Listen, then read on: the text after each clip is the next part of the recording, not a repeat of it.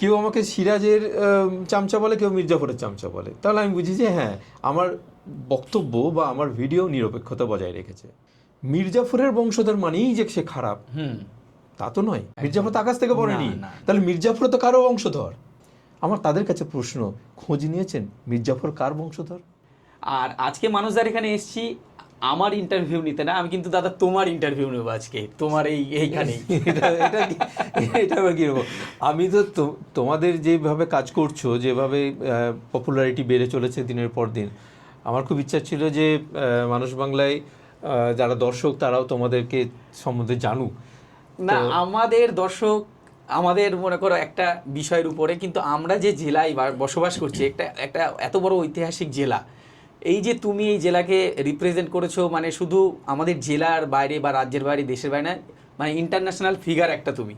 আর এই শুরুটা, প্রথম শুরুটা কিভাবে শুরু হয়েছিল তোমার? দেখো, মুর্শিদাবাদে ঘুরতে ঘুরতে যখন অনেক আছে, তখন মানুষ বাংলা জন্ম হয়নি, আমার বারবার দেখতাম যখন বা শুনতাম যে ভুলভাল গল্প, ভুলভাল কথাটাকেই ব্যবহার করব, মানে ইতিহাস বইয়ে যে কথাগুলো নেই, মানে কোশ্মিন কালেও ছিল না, সেই ধরনের বেশ কিছু কথা ওখানে স্থানীয় মানুষ, বিশেষ করে গাইড হিসেবে যারা রয়েছেন, তারা বলে যাচ্ছেন গল্পগুলো। আচ্ছা, এই যে বিকৃত বা ভুলভাল, মানে ভুলভাল বা বলি পুরোটা তোমাকে। আচ্ছা, তো তখন আমি দেখলাম যে এই সত্য ইতিহাসটাকে মানুষের কাছে তুলে ধরতে হবে। কি করা যায়? আমি একটা প্ল্যাটফর্ম খুঁজছিলাম। ফেসবুকে আমি অনেক পরে আসি, ফেসবুকের এই বিষয়গুলো অনেক পরে, তখন ইউটিউবটা মানুষ দেখছেন। ফেসবুক তো জনপ্রিয় হয়েছে অনেক পরে, ইউটিউব অনেক দিন ধরেই আছে। ফেসবুকটা মানুষের কাছে ছিল যে ওই বন্ধুত্ব আদান প্রদান এই বিষয়টাতেই ছিল, কিন্তু কন্টেন্ট, ভিডিও, এই ব্যাপারগুলো আস্তে আস্তে পরবর্তীকালে, আমিও অনেক পরে এসেছি ফেসবুকে। ইউটিউবটা প্রায় 6 বছর আগে শুরু করেছিলাম। তো তখন আমার মনে হলো যে একটা প্ল্যাটফর্ম হিসেবে ইউটিউবটাকে আমার মনে হলো যে এটাতে যদি আমি এগিয়ে যেতে পারি বা এর মাধ্যমে যদি সত্যি ইতিহাসটাকে মানুষের কাছে তুলে ধরতে পারি, আর বিশেষ করে একজন মুর্শিদাবাদবাসী হিসেবে এটা আমার কাছে মনে হচ্ছিল একটা দায়বদ্ধতা। আমার জন্ম মুর্শিদাবাদে, আমার কর্ম মুর্শিদাবাদে, আমার বিয়েও হয়েছিল মুর্শিদাবাদে, তো আমি সব সূত্রেই আমি মুর্শিদাবাদবাসী একজন। তাহলে মুর্শিদাবাদের উপর আমার কিছু দায়বদ্ধতা থাকবে না? আর আমার জেলার ইতিহাস বিকৃত হচ্ছে, সেই জায়গাটাকে তো আমাকে ঠিক করতে হবে। তাই খুঁজছিলাম একটা প্ল্যাটফর্ম, সেই প্ল্যাটফর্ম হলো ইউটিউব। এসে গেল মানুষ বাংলা, বেশ কিছু ভিডিও করলাম, তারপর মির্জাফরকে নিয়ে একটি ভিডিও করলাম, সেই ভিডিওর মাধ্যমে আরও জনপ্রিয়তা বাড়লো, এরপর থেকে চলতে থাকলো। আচ্ছা, এই যে জনপ্রিয়তা আর এই যে বিকৃত ইতিহাস, ভুলভাল ইতিহাস তোমার ভাষায়, এটা দেখার পর মনে হলো যে সঠিক ইতিহাসটা পৌঁছে দেওয়া। বিকৃত ইতিহাস আমিও যেতে গিয়ে অনেক জায়গায় দেখেছি, আমি নাম ধরেই বলছি, যেমন সিরাজদৌল্লার যেখানে সমাধি আছে, বিশেষ করে কাটরা মসজিদে। আর সব থেকে বিকৃত করা হয়তো আমার মনে হয় ব্যক্তিগত দিক দিয়ে আমার আজিমুন্নেসার কবর। তোমার ভিডিও ওইগুলো অনেক ভিউ হয়েছে, অনেক দেখেছি, দেশের লোকও যেমন কমেন্ট করেছে, বাইরেরও কমেন্ট করেছে। এইগুলো, এই বিকৃত ইতিহাস নিয়ে কি মানে আমাদের কি দায়বদ্ধতা নেই? বিকৃত ইতিহাস কাদের মাধ্যমে ছড়াচ্ছে? এক হচ্ছে প্রথম ছড়িয়ে যাচ্ছে ওখানে যারা গাইড করছেন তাদের মাধ্যমে, দর্শকরা নিজেও শুনছেন, এবং এখন সোশ্যাল মিডিয়ার যুগে প্রত্যেকে মোবাইলে রেকর্ড করছেন। গাইড এক জায়গায় দাঁড়িয়ে 5 জনকে যেটা বলছে, সেটা কিন্তু 50 জন বা 500 জন বা 50,000 মানুষের কাছে পৌঁছে দিচ্ছে কিন্তু সোশ্যাল মিডিয়ায় যারা কাজ করছে তারা। মুর্শিদাবাদে প্রচুর হোটেল হয়েছে, এবার হোটেল মালিকরা করছে কি, বাইরে থেকে ইউটিউবার তারা নিয়ে আসছে, সেটা ফ্রি না পেড আমি সেই জায়গায় যাচ্ছি না, তারা আসছে, তারা সেই গাইডের গল্প, ভুলভাল তথ্য দিয়ে ভিডিও তারা বাজারে ছাড়ছে। আলিবর্দী খাঁর মাকে আলিবর্দী খাঁর স্ত্রী বলা হচ্ছে সেই ভিডিওতে, তাতে কিচ্ছু যায় আসে না, তার হোটেলটিকে তো ভালো দেখানো হয়েছে, তাহলে ভিডিওটির প্রচার চাই। আচ্ছা দাদা, এই যে তোমার ভিডিওতে আমরা দেখি যে অনেক সময় মানে অনেক নেগেটিভ মন্তব্য থাকে, আমি দেখি পজিটিভ মন্তব্যতে তোমার রিপ্লাই থাকুক না থাকুক, কেউ যদি একটা নেগেটিভ মন্তব্য করে, তাকে এই যে মানে তোমার মন্তব্যটা পড়েও খুব মানে অনেক সময় হাসিও পায়, অনেক সময় মনে হয় কিভাবে এত মাথা ঠান্ডা করেও তাদেরকে এত বড় বড় লিখে প্রমাণস্বরূপ দাও, মানে কি মনে হয় তাদেরকে? আমি খুব এনজয় করি, মানে আমি পজিটিভটা যেমন ভালো লাগে, ওটা একটা আশীর্বাদ মনে হয়, তার সঙ্গে নেগেটিভটা পাওয়াটা খুব দরকার আছে। কেউ যদি নেগেটিভ কমেন্ট করে তখন তুমি বুঝতে পারবে সে তোমার ভিডিও ভালো করে দেখছে, মানে পুরোটা দেখেছে, সে পুরোটা দেখেছে, এটা একটা আশীর্বাদ। আর নেগেটিভটা তুমি যত অ্যাকসেপ্ট করতে পারবে তত তুমি পজিটিভের দিকে এগিয়ে যাবে। আচ্ছা, হ্যাঁ, তবে এই করতে গিয়ে কি হয় যে কিছু কিছু মানুষ থাকে যাদের কমেন্ট পড়ে বোঝা যায় তিনি ভিডিওটা দেখেননি, তিনি হেডলাইন বা টাইটেল বা এই দুটো দেখেই তিনি কমেন্ট করতে শুরু করছেন। তাকে আমি বুঝিয়ে দিই যে আপনি আগে পুরোটা আগে পুরোটা দেখুন, তাকে রিকোয়েস্ট করি, তারপর কথা বলি। এরকম হতে হতে অনেক সময় দেখা গেছে যে তর্ক বিতর্ক হতে হতে কোনো দর্শকের সঙ্গে একটা খুব দুর্দান্ত আমার সম্পর্ক তৈরি হয়ে গেছে, যাদের সঙ্গে পরবর্তীকালে হোয়াটসঅ্যাপে যোগাযোগ হয়েছে, মানে একটা ভালো সম্পর্ক তৈরি হয়ে গেছে। মানে দেখা যাচ্ছে সে তর্ক করতে করতে পরে হয়তো বুঝতে পেরেছে যে আমি হয়তো ভুল ছিলাম, যে তোমার সঙ্গে হয়তো তার সম্পর্ক একটা একদম। ভালো একটা এরকম প্রচুর এরকম মানুষ আছেন যাদের সঙ্গে একটা নেগেটিভ, মানে একটা শুরু হয়েছিল নেগেটিভ, কিন্তু সেটা দুর্দান্ত পজিটিভে তৈরি হয়ে গেছে। মানে সেই হয়তো আমন্ত্রণ একদম, জানালো পরে একদম, তার হ্যাঁ। জায়গায়, যে তার মানে যখন তিনি বুঝেছেন যে এই দেখো এই মানে বাস স্ট্যান্ড, এই দেখো ট্রেন, এই দেখো হোটেল, এই দেখো ঘোড়ার গাড়ি, হ্যাঁ হ্যাঁ আমি সেই জিনিসটা করি না, না। হ্যাঁ আমি এখানে যে জায়গাটা দেখাই তার নিরিখে তার সেখানে পিছনের যে ইতিহাসটা তুলে ধরি, সেটা যখন তিনি বুঝতে পেরেছেন তখন কিন্তু তার সঙ্গে সম্পর্কটা অন্যরকম জায়গায় চলে গেছে। এই যে এত পুঙ্খানুপুঙ্খ ইতিহাসকে চর্চা করে মানুষের সামনে এত সুন্দরভাবে প্রেজেন্ট করা, মুর্শিদাবাদের বাইরেও অনেক ইতিহাস দেখেছি আমি, এর আগেও ফলো করেছি। ইতিহাসটাকে কি ভালোবাসা থেকে, না তুমি ইতিহাসেরই ছাত্র? হায়ার সেকেন্ডারি পর্যন্ত ইতিহাস ছিল, ইচ্ছা ছিল গ্র্যাজুয়েশন করব, মাস্টার ডিগ্রি করে ইতিহাসের অধ্যাপনায় নিজেকে রাখবো। কিন্তু যে সময়টা পাশ করি সেই সময়টা চাকরিটা বড্ড দরকার ছিল। আমার চোখের সামনে আমি দেখেছি 8 বছর 10 বছর ধরে সব সিনিয়র দাদা দিদিরা পাশ করে করে সব গাছতলায় আড্ডা মারছে। তো তখন আমি লাইনটাকে চেঞ্জ করি। হায়ার সেকেন্ডারি আমার ইতিহাস ছিল, ইতিহাসে অনার্স নেওয়ারই ইচ্ছা ছিল। আমি একটা প্রফেশনাল কোর্সে চলে যাই, তারপর সেই নিয়ে মানে মাস্টার ডিগ্রি করি এবং সেই লাইনে চাকরিটা করি।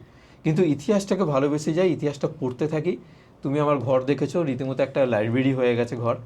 এই যে মানুষ বাংলার এই যে এত উচ্চ শিখরে পৌঁছে যাওয়া, একটা অ্যাচিভমেন্ট পাওয়া পরবর্তীতে, এই যে তারপরে আস্তে আস্তে মানুষের কাছে এত জনপ্রিয়তা হয়ে ওঠা, মানে এটা কেমন লাগে তোমার কাছে? সব থেকে মজার ব্যাপার কি বলো তো, আমার এই টুপিটা। তো আমার মনে হয় না কোনো ইউটিউবার বা সোশ্যাল মিডিয়া ইনফ্লুয়েন্সার তারা কোনো কিছু ব্যবহার করেন। এই টুপিটা পরার অনেকগুলো কারণ আছে। একটা হচ্ছে এই টুপিটা আমাদের দেশের আর্মির কাপড়ে, অরিজিনাল আর্মির কাপড়। আমি এখানকার যে বিএসএফ ক্যাম্প, লালবাগের, হ্যাঁ লালবাগে যে ক্যাম্প আছে সেই ক্যাম্প থেকে কেনা কাপড়ই তৈরি। দেশ মানে দেশমাতার প্রতি একটু শ্রদ্ধা জানানো, যারা দেশের জন্য জীবন দিচ্ছেন তাদের প্রতি একটু শ্রদ্ধা জানানো, সেটা মানে যে পোশাক পরে তারা দেশের জন্য প্রাণ দিচ্ছেন তার সেই পোশাকের একটা টুকরো আমি আমার মাথায় ধারণ করি। খুব সুন্দর। তো সেই হিসাবে টুপিটা ব্যবহার করি। আর এই টুপিটা আমার একটা পরিচয় এনে দিয়েছে। টুপিটা পরে যায় সেই হাওড়া স্টেশন বলো, শিয়ালদা বলো, এমনকি বাংলাদেশেও আমি ঘুরেছি যখন, সবাই টুপি দেখেই কিন্তু আমাকে চিনতে পেরেছেন যে মানুষ বাংলা না। এই কথাটা বলতে গিয়ে, যে তোমার পরিচয়টা বলতে গিয়ে আমার মনে পড়ে গেল মানবের সঙ্গে আমরা মালদা গেছিলাম। মালদা, গোটা মালদাটা আমরা গেছি, আমাদের সঙ্গে রকি ছিল, রকি খুব ভালোভাবে আমাদেরকে ঘুরিয়েছিল। বাংলাদেশের বর্ডার, ওটা কি বর্ডার, হিলি বর্ডার তাই তো? না, বাংলাদেশের বর্ডারটা আমাদের মাহাদিপুর বর্ডার। মাহাদিপুর বর্ডারে গেছিলাম, আমার ওটা খুব ভালোভাবে মনে আছে। যে হঠাৎ করে একজন বিএসএফ গার্ড এসে মানুষটাকে বললো, আপনি মানুষ বাংলা না? তো সেই সময় আমার মানে ব্যক্তিগতভাবে আমার খুব ভালো লেগেছিল।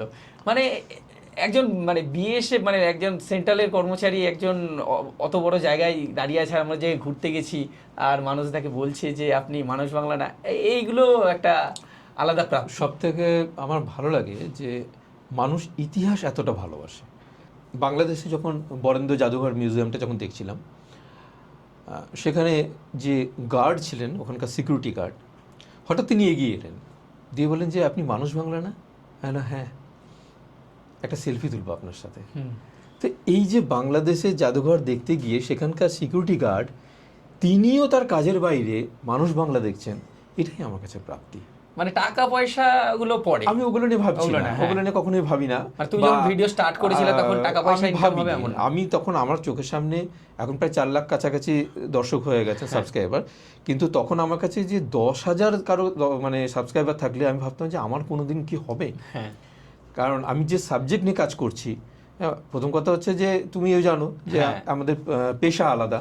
আমরা চাকরি করি নিজেদের একদম মানে ইয়ের জন্য, তো জীবন জীবিকার জন্য আমরা চাকরি করি, আর এটা সম্পূর্ণ শখে। তাই এখান থেকে রোজগার করে সংসার চালাবে মানসিকতা কোনোদিনই ছিল না।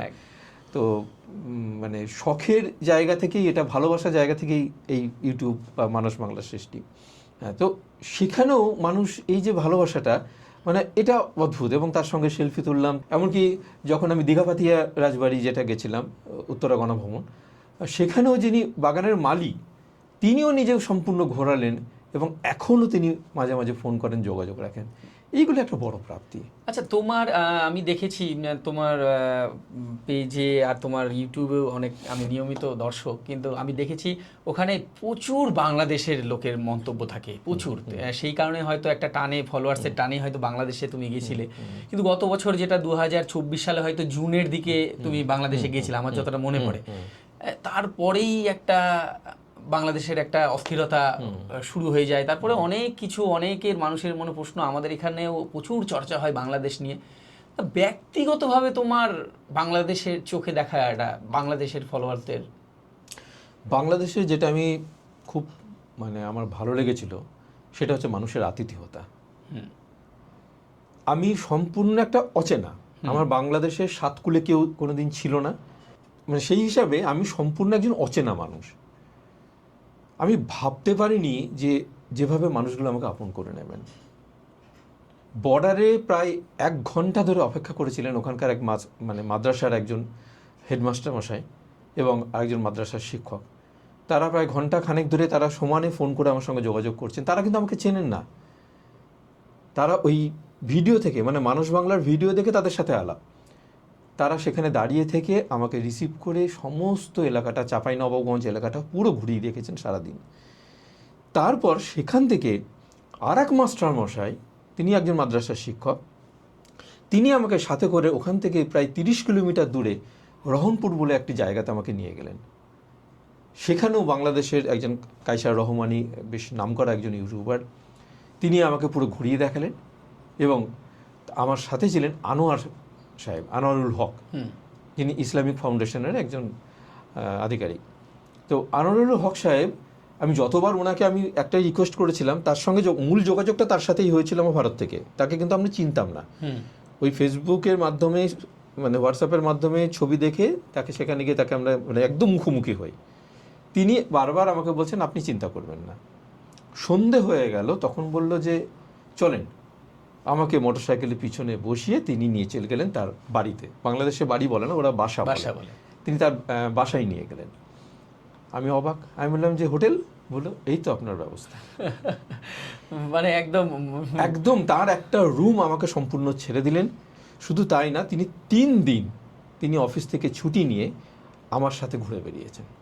আমাকে পুরো মাথার উপরে তিনি ছাতা হয়ে, আমি যাতে কোথাও কোনো বিপদে না পড়ি, এমনকি রাত 8টা 10টা গ্রামে গঞ্জে প্রত্যন্ত এলাকায় ঝোপে জঙ্গলে কিভাবে আমি ঘুরে বেরিয়েছি 3টে দিন, ভোর 5টা থেকে রাত 10টা, তিনি আমার ছায়া সঙ্গী হয়েছিলেন।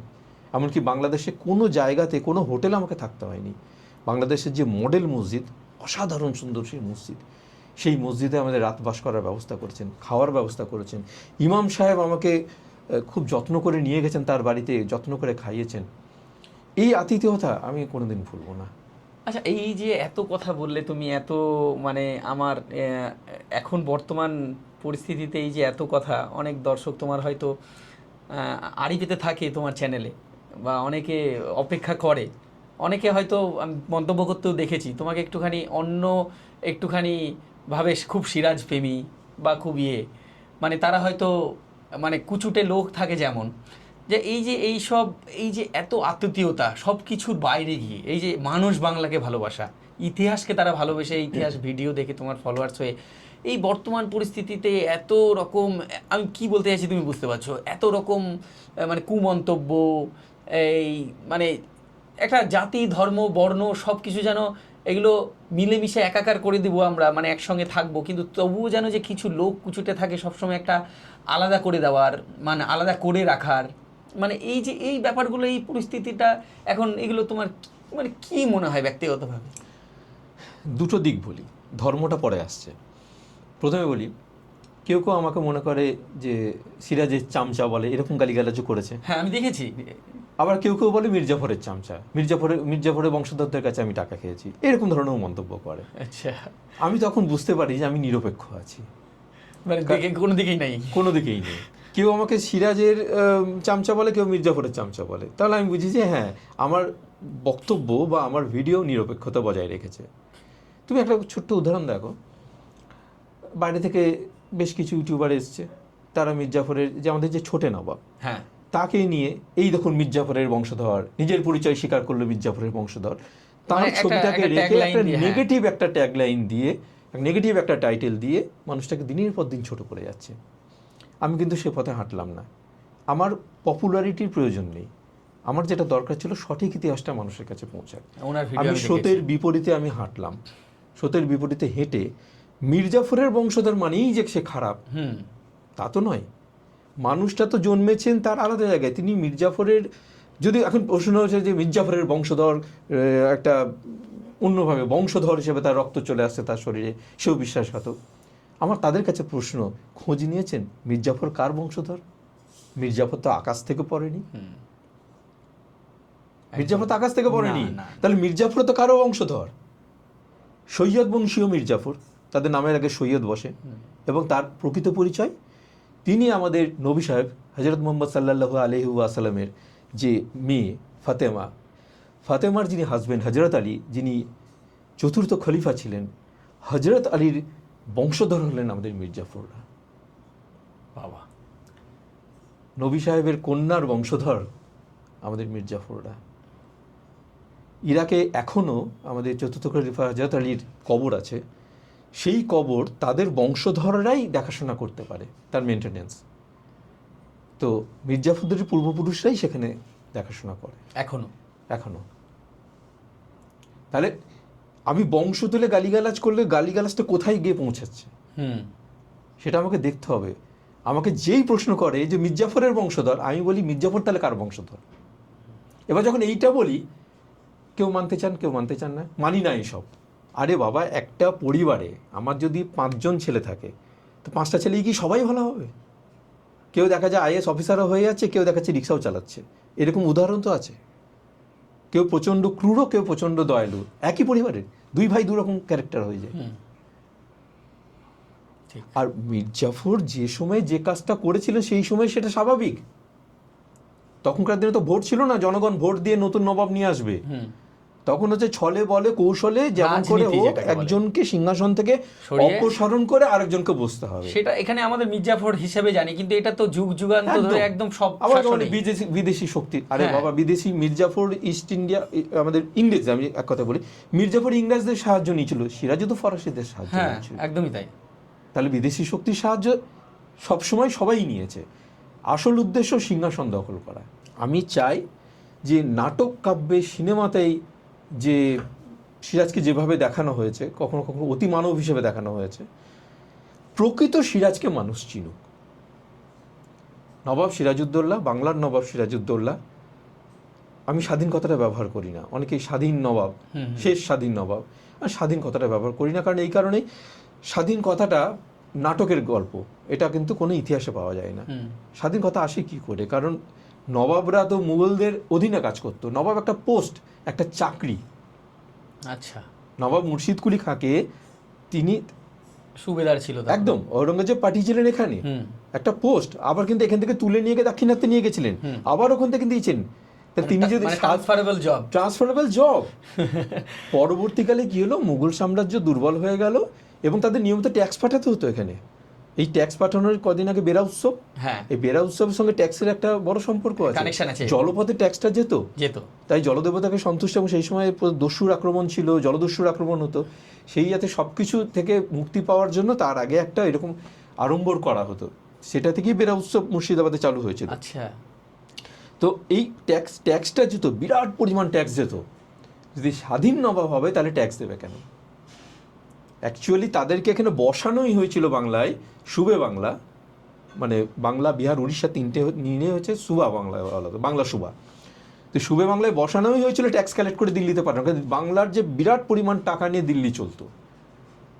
এবার পরবর্তীকালে কি হলো, আলীবর্দীর সময় থেকে এদিকে দিল্লি ভাঙছে, সম্রাটদের ক্ষমতা কমছে, আলীবর্দী ট্যাক্স পাঠানোটা বন্ধ করে দিল, এবং তারা নিজেদের মতো করে রিক্রুটমেন্টগুলো করতে পারত। আগের রিক্রুটমেন্টটা ওখান থেকে করতো, কিন্তু পরবর্তীকালে যেমন আলীবর্দী তার নাতিকে সিংহাসনের জন্য মনোনীত করলেন, ওরাই ডিসিশন নিতে লাগলো, নিজেরাই ডিসিশন নিতে পারতেন, অর্থাৎ নবাবিটা অনেকটা স্বাধীনভাবে তারা পরিচালনা করতে পারতেন, কিন্তু স্বাধীন না, কারণ স্বীকৃতি আনতে হতো বা সনদ। সনদ আনতে হতো কিন্তু দিল্লি থেকে। আলীবর্দী নবাব হয়েছেন, তার আগে নবাব হওয়ার আগে সনদ আনিয়ে নিয়েছেন, ঠিক আছে। পরপর আলীবর্দীর পরের যে নবাব, আলীবর্দীর পরের নবাব সিরাজউদ্দৌলা বলি, কিন্তু সিরাজউদ্দৌলা সনদ আনতে পারেনি, কারণ আলীবর্দীর পরের নবাব নিয়েছেন সিরাজের মাসির ছেলে শওকত জং। মানে এখনকার কথা ভাষায় হচ্ছে নো অবজেকশন সার্টিফিকেট লাগতো, একদম নবাবের স্বীকৃতি, তিনি নবাব হিসেবে স্বীকৃতি নিয়ে আসছেন, মানে সার্টিফিকেট নিয়ে আসছেন, ঠিক আছে। এবং তার জন্য প্রচুর পরিমাণ টাকা মুঘলদের দিতে হতো, টাকার বিনিময়ে সেটা নিয়ে আসতো। আচ্ছা, টাকা এবং উপঢৌকন, এবং মুঘল দরবার থেকে তাদেরকে একটা করে উপাধি দেওয়া হতো। আচ্ছা, সেই উপাধি নিয়ে তিনি সিংহাসনে বসতেন। সুতরাং স্বাধীন কথাটা এটা অ্যাকচুয়ালি এসছিল আমাদের যে বাংলাদেশের মুক্তিযুদ্ধের সময় দেশ স্বাধীন ব্যাপারটা একটা এসছিল, তো সেই সময় সিরাজউদ্দৌলাকে নায়ক এবং মির্জাফরকে খলনায়ক বানিয়ে এই গল্পগুলো তৈরি করা হয়েছিল। তখন দেশের জন্য লড়াই করব, দেশের জন্য।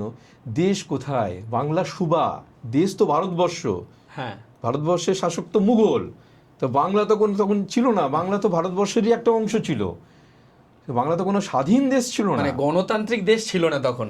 কেন রাজতান্ত্রিকও, মানে কোনো আলাদা তো বাংলা কোনো দেশ ছিল না, বাংলা মুঘলদের একটা অংশ ছিল, সুবে বাংলা বলা হতো।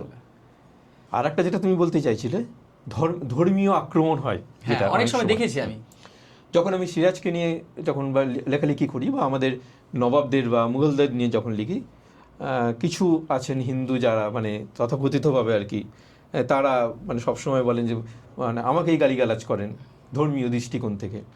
আবার যখন রাজাদের নিয়ে যখন লিখি, তখন আর এক ধর্মের মানুষ আমাকে আক্রমণ করেন। তো এই আক্রমণগুলো আমার ভালো লাগে, আমি বুঝতে পারি আমি নিরপেক্ষ আছি, কারণ আমার আক্রমণটা দুদিক থেকেই হয়, আমাকে হিন্দু আক্রমণ করে, মুসলিম আক্রমণ করে, ঠিক আছে। তো আমি বুঝি তাহলে আমি ঠিক আছি। মানে তোমার ফলোয়ার্স আর সাবস্ক্রাইবার যেমন প্রচুর মানুষ মুসলিম কমিউনিটি আছে, প্রচুর হিন্দু কমিউনিটি আছে, এবং তোমার ফলোয়ার্স যাদের কোনো ধর্ম নেই তারা বাংলার ফলোয়ার্স। তো ঔরঙ্গজেবকে লিখলে এক শ্রেণী মানুষ আমাকে গালিগালাজ করে, আবার যখন শিবাজিকে লিখবো তখন আর এক শ্রেণীর মানুষ আমাকে গালিগালাজ করে, কিন্তু তোমার কাজটা তুমি করে যাও, তখন আমি বুঝি যে আমি ঠিক আছি। ঠিক আছে। আচ্ছা, এই তো হলো ভিডিওর মন্তব্য, ভিডিওর মধ্যে কিছু মানুষের নেগেটিভ চিন্তাধারা, ভালো লাগা, অভিজ্ঞতা, বাংলাদেশ যাওয়া।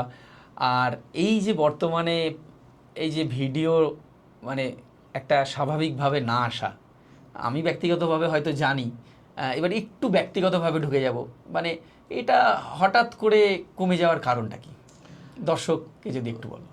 দর্শক আমার সবই জানেন, দর্শক অনেকেই জানেন না, বিভিন্ন সময় আমি জানি, হয়তো সেটা ব্যক্তিগত, যারা বেশি ভালোবাসে তারা হয়তো, যারা প্রথম থেকে আছেন তারা সকলেই জানেন। তো যারা জানেন না, বিগত প্রায় 2.5 বছর আগে, প্রায় 3 বছর হতে চললো, যে মিসেস হঠাৎ করে চলে গেলেন। মানে যার উপর ভরসা করে আমি ঘর বাড়ি সংসার মেয়ে ছেড়ে দিয়ে আমি ঘুরে ঘুরে বেড়াতাম, হঠাৎ করেই পুরো চাপটা এসে গেল আমার উপরে। সংসার সামলানো, বাচ্চাকে স্কুলে পৌঁছে দেওয়া, রান্না করা, ঘর সামলানো, এটা করতে গিয়ে আমার বাইরে ছুটে বেড়ানোটা খানিকটা বন্ধ হয়ে গেল। যে কারণে অনেকেই বিভিন্ন জায়গা থেকে ডাকতেন, দাদা এখানকার ভিডিও করতে হবে, এখানকার ভিডিও করতে হবে। তো সেই বছর 2 আমাকে বেগ পেতে হয়েছে, আস্তে আস্তে নিজেকে অনেকটা গুটিয়ে এনেছি, অনেকটা সাজিয়ে এনেছি। আবার কিন্তু আমি সে আগের ফর্মে চলে এসেছি, তোমরা নিজেরাই দেখেছো যে ফেসবুকে যথেষ্ট পরিমাণে লোকে পড়ছেন, লোকে দেখছেন, ইউটিউবেও আবার ফিরে আসছেন দর্শকরা। আর সোশ্যাল মিডিয়ার সমস্যাটা কি, আমি যদি আমার 6 মাস কাজ না করি, বা 6 মাসে আমি যদি কোনো পোস্ট না করি, তাহলে কিন্তু যে আমাকে সাবস্ক্রাইব করে রাখলেও আমি যখন 6 মাস পর যখন কোনো ভিডিও দেবো, মানুষের কাছে পৌঁছায় না। মানে ওটা ইঞ্জিন হঠাৎই আমার বাড়িতেই বাবা বলে, কিরে, আমি আগের দিনই ভিডিও দিয়েছি, বাবা বলছে কিরে তোর অনেক দিন তো কোনো ভিডিও পাচ্ছি না। আমার বাড়ির লোকে আমার ভিডিও পাচ্ছে না, তার মানে কি এটা অটোমেটিক্যালি রিচ ডাউন করে দেয়। সোশ্যাল মিডিয়া তার আবেগ বোঝে না, হ্যাঁ, যেমন আবেগ বোঝে না, ভালোবাসা বোঝে না। আমার দর্শকরা যখন আমার এই ধরনের আমার সঙ্গে ইনসিডেন্টটা হলো, আমার দর্শকরা বলেছিলেন, দাদা চিন্তা করবেন না, আপনি সপ্তাহে কেন মাসে একটা করে দিন, 6 মাসে একটা ভিডিও দিন, আমরা আপনার পাশে আছি। তখন আমি একটা কথাই বলেছিলাম, আপনার পাশে থাকলেও হবে না, ফেসবুক ইউটিউব আপনাদের পাশে নেই। না, আমি 1 বছর পরেও যদি একটা ভিডিও দিই, সেই ভিডিও যে আমি দিয়েছি সেটা আপনি জানতেই পারবেন না।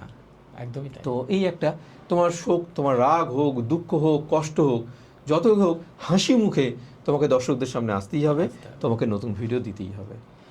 মানে এই যে এত বড় একটা লড়াই করে এখনো চালিয়ে যাওয়া, আবার নতুন করে মনে হচ্ছে যে মানুষ বাংলা আবার তার একটা মানে প্ল্যাটফর্ম, সেই যে একটা উজ্জ্বল প্ল্যাটফর্ম ছিল, আবার এগোচ্ছ, এটা কেমন লাগছে এখন?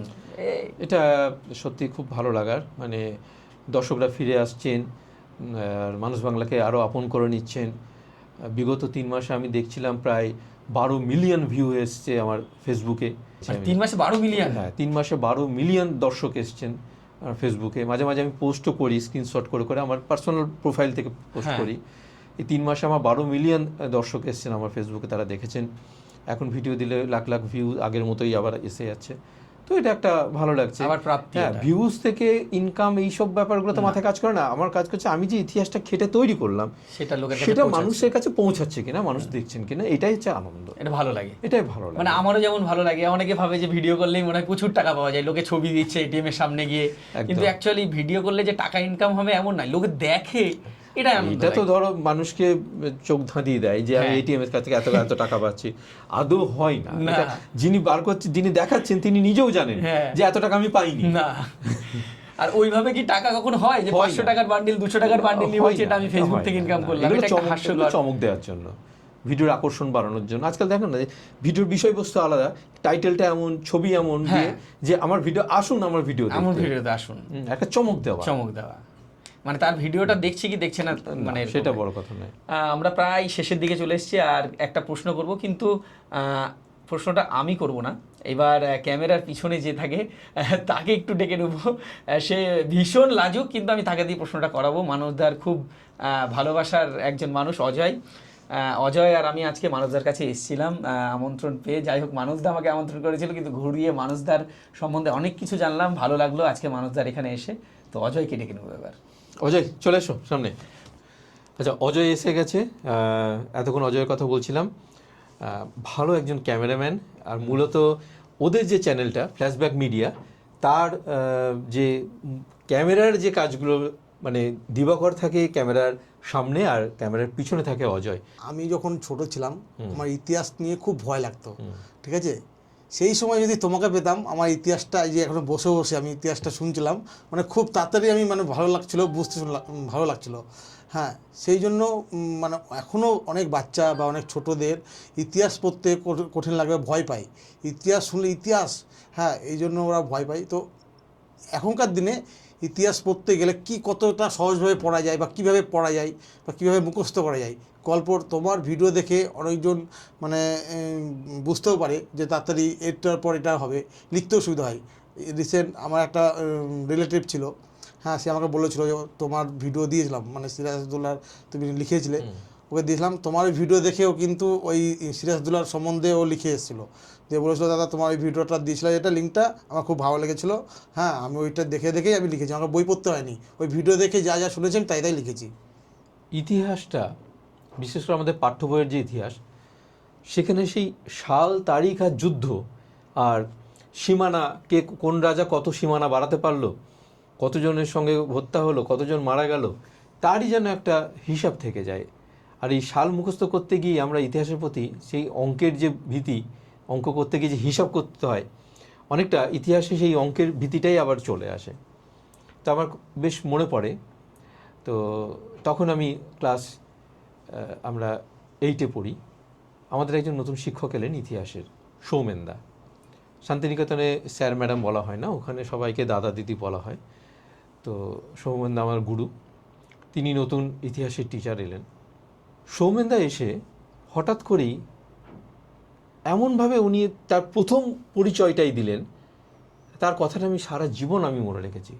হঠাৎ করে গল্প করতে করতে করতে করতে উনি কিভাবে ইতিহাসের ভিতরে ঢুকে গেলেন আমরা বুঝতেই পারলাম না।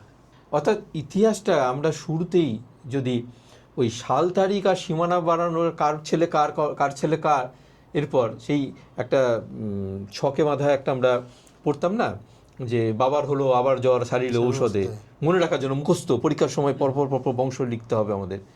এই মুখস্থের জায়গায় না গিয়ে আমরা যদি গল্পের মতো করে পড়ি, বা যারা শিক্ষকরা রয়েছেন যারা পড়াচ্ছেন, যদিও এখন কিন্তু পড়ানোর স্টাইলও অনেক চেঞ্জ হয়ে গেছে, এখনকার শিক্ষকরা তারা কিন্তু মানে গল্পের ছলেই ছাত্রদের পড়ান। যেমন আমরা, যে তিনি আমাদের কাছে ছিল নতুন, অল্প বয়সী ইয়াং ম্যান, তার পড়ানোর স্টাইলটাই ছিল আলাদা। তো আমরা মানে আমি তো ওনাকে বলি, কদিন আগে আমি গিয়েছিলাম বোলপুরে, এবং ওনাকে আমি দেখে মানে ওনার সঙ্গে দেখা করলাম, ওনাকে প্রণাম করলাম। আমি শুধু একটা কথাই বললাম ওনাকে, যে আপনি এসছিলেন বলেই ইতিহাসের প্রতি ভালো লাগাটা তৈরি হয়েছিল, ভালোবাসাটা তৈরি হয়েছিল। অর্থাৎ একই সাবজেক্ট, শিক্ষক বদলে গেলেই বিষয়টাই পুরো বদলে যায়, মানে সাবজেক্টটাই পুরো বদলে যায়। অর্থাৎ ইতিহাসকে যদি গল্পের মতো করে আমরা বুঝতে পারি, শিখতে পারি বা আমরা পড়তে পারি, তাহলে কিন্তু আমাদের কাছে কেন যে কোনো ছাত্রছাত্রীর কাছে সেটা খুব সহজ হয়ে উঠবে। তোমার আমন্ত্রণ পেয়ে আমার খুব ভালো লেগেছে, আমরা এসেছি, তোমার স্টোরিটা দেখলাম, আমার খুবই ভালো লাগলো। তো তোমার সাথে কাজ করেও আমার ভালো লাগে, হ্যাঁ তোমার সাথে থাকতেও আমার ভালো লাগে। তোমার যখন ইচ্ছে আমাকে ডাকবে, আমি থাকবো, হ্যাঁ ফ্রি আছি, আর তোমার সঙ্গে ভিডিও করতে যেতেও ভালো লাগে। তো আজকে এখানে শেষ করি। অজয় এবং দিবাকর, তাদের সাথে বলতে পারেন কিছুটা আড্ডা হলো আজকে। অনেক দিন আমরা একসাথে বসিনি, একটু ফোনেই যোগাযোগ ছিল, সামনাসামনি একসাথে বসার খুব একটা ইচ্ছা ছিল। অজয় ভালো থেকো, ক্যামেরার পিছনে এখন চলে গেছে দিবাকরও ভালো থাকবে, আর তোমরা আসবে এখানে অবশ্যই। তো আপাতত শেষ করছি, সকলকে নমস্কার জানাই।